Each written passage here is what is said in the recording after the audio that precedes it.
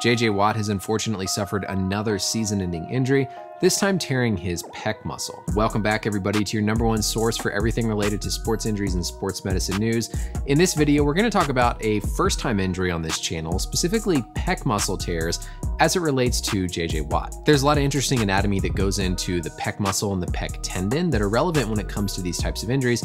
And so we'll focus on that as well as the footage of when it happened and then touch on some general characteristics of how this type of injury occurs. Make sure and go subscribe if you like this type of content and want to stay up to date with future videos. And let's get started. At first glance, the play where this occurred didn't really seem to have anything too drastic or severe that would explain this type of injury. As Watt is rushing the quarterback, we can see his left arm sort of gets kind of caught and pulled behind him as he's trying to get around the offensive lineman. I suspect that it's this moment where his left arm is caught and stretched behind him, and then he finally breaks through, where he actually tore the tendon, as opposed to any point when he actually tackled the quarterback. The specific mechanism for how these injuries typically occur fits with what we saw happen here in this part of the play, and so keep that in mind for the future of the video. Moving on to our anatomy, we actually have two pec muscles, the pectoralis major and the pectoralis minor. The pec minor is a much smaller muscle and originates off of the ribs, ultimately going up to insert on a spot called the coracoid process, which is actually a component of our shoulder blade. The pec major is the bigger of the two muscles, and it originates from both the clavicle, or the collarbone,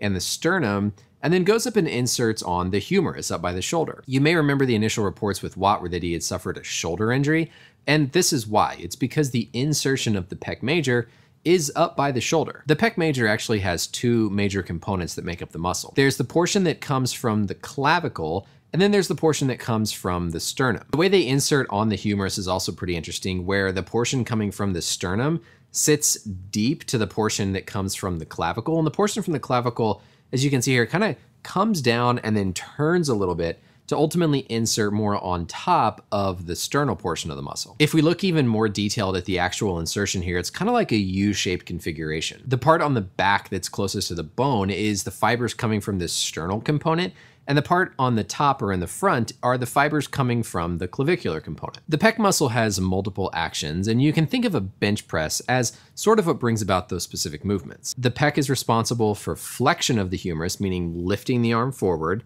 bringing the arm from the outside in, we call that adduction, and then also a little bit of internal rotation. So altogether, our pec is gonna bring our arms out, forward, in, and up. The most common population of people we see have pec tears are actually bodybuilders and weightlifters, particularly when they're doing a bench press, because that position kind of at the bottom of your bench press where you then push up really puts an extreme amount of strain on that tendon. Pec tears typically occur whenever a contraction is applied to a muscle that's been eccentrically loaded, meaning whenever you try to forcibly contract your muscle when it's already being stretched and lengthened. Going back to the play here with Watt, we can see this happen. He's getting his arm pulled back behind him, stretching the pec muscle, while he's trying to also contract the muscle and pull his arm forward. So he's at this point of maximum eccentric load on the pec tendon, and then he's trying to bring his arm forward, concentrically contracting it even more, which overwhelms the tendon and causes the tear. Usually if the tear occurs up near the origin by the sternum or the clavicle,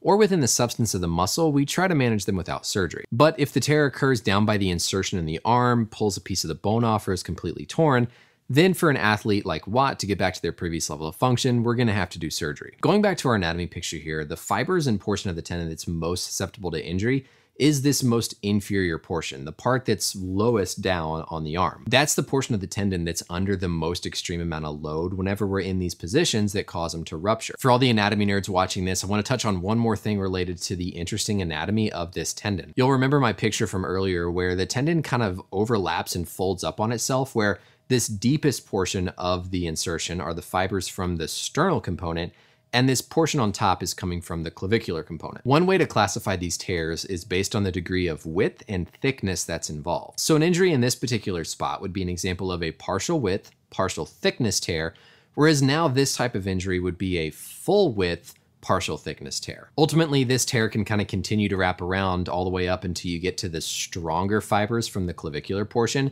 before it can just completely avulse and tear away. Hopefully this is the last major injury of Watt's career, and the crazy thing is a lot of these don't really seem to be connected. Sometimes when we see multiple repetitive injuries, it's usually like all the lower leg or all related to the arm, And these kind of seem to be in different parts of his body, so it's hard to say really what this possible connection might be. He should be recovered and ready to go in plenty of time to start next season, so hopefully next season goes much better for him in terms of injuries. That's it for the video though, everyone. Thank you as always for watching. Let me know any questions or comments you have below, and until next time, we'll see you later.